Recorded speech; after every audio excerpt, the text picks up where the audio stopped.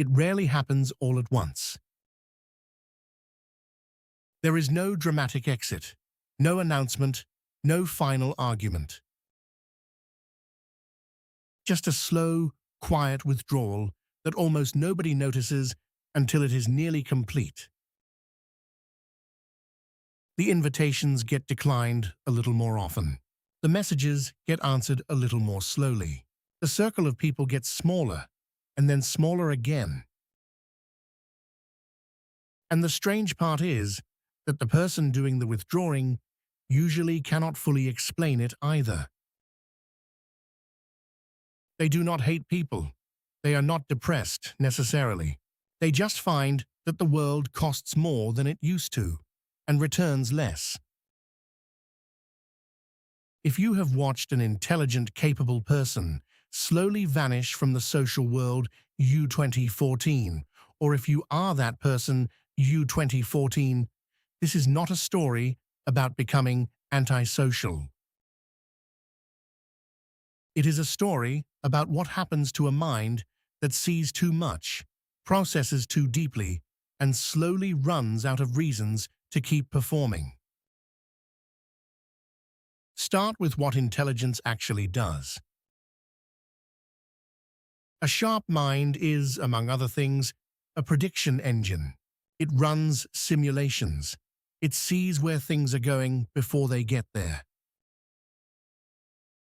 This is useful. It is also quietly exhausting. Because when you can predict the arc of a conversation in the first 30 seconds, the conversation loses something.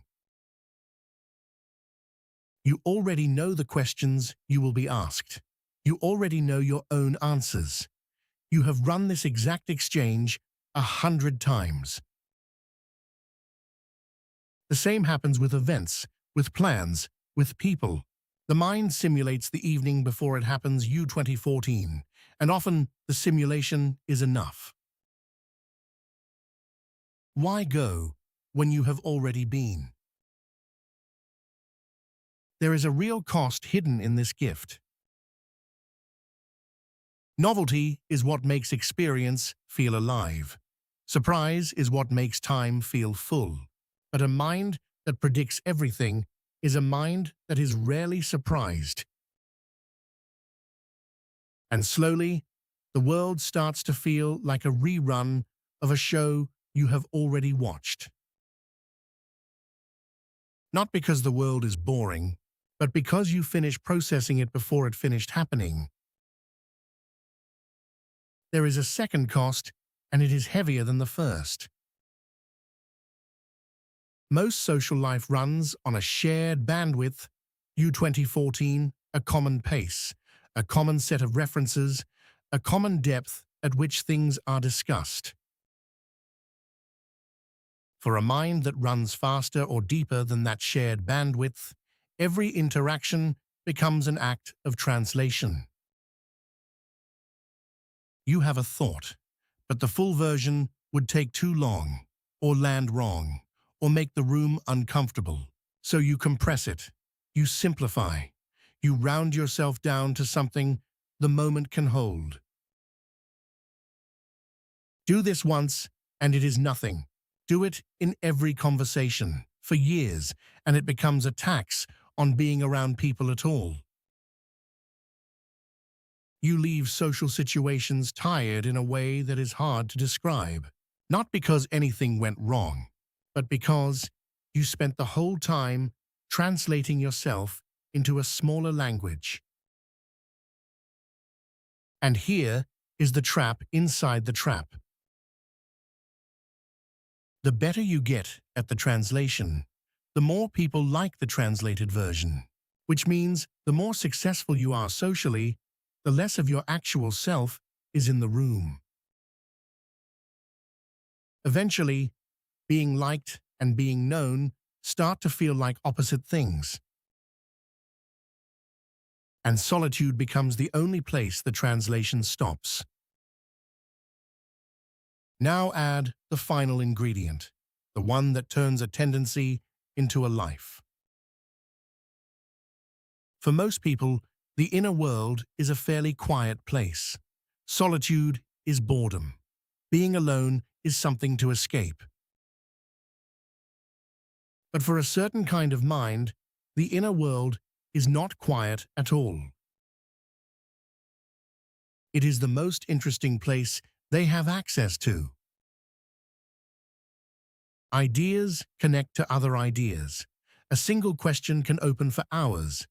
A book, a piece of music, a line of thought can deliver more than a room full of conversation.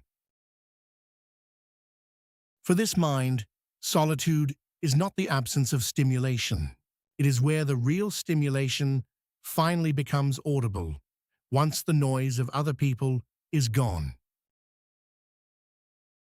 So the withdrawal is not only a retreat from something painful, it is also a movement towards something genuinely richer.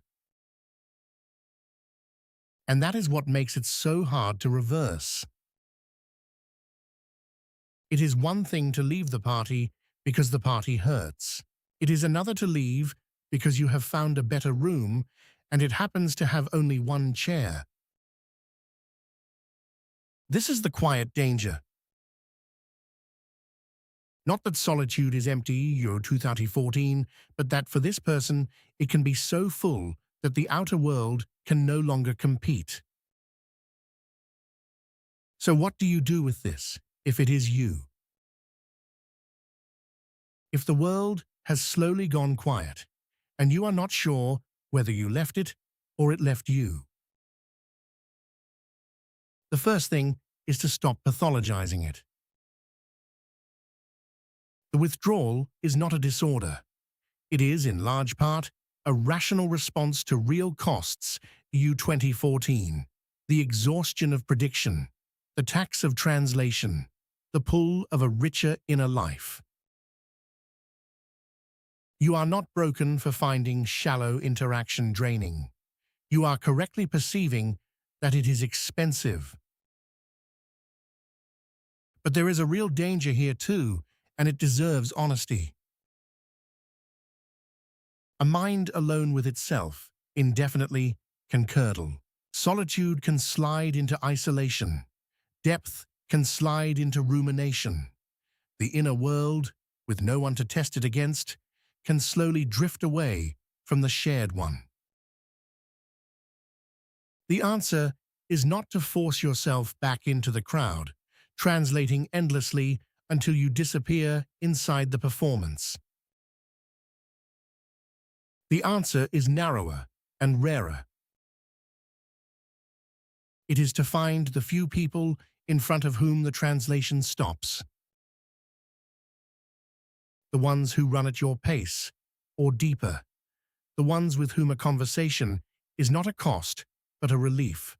The ones who make solitude optional, rather than necessary. You do not need the party. You need the 2 or 3 people who feel like the inner world made audible. They are rare, but they are looking for you with exactly the same confusion you are looking for them. You did not disappear because something was wrong with you. You disappeared because you never found a room worth staying in. The work is not to come back to every room. It is to find the one where you no longer have to translate. This is the Outlier Protocol. If this found you at the right time, EU 2014, you know what to do.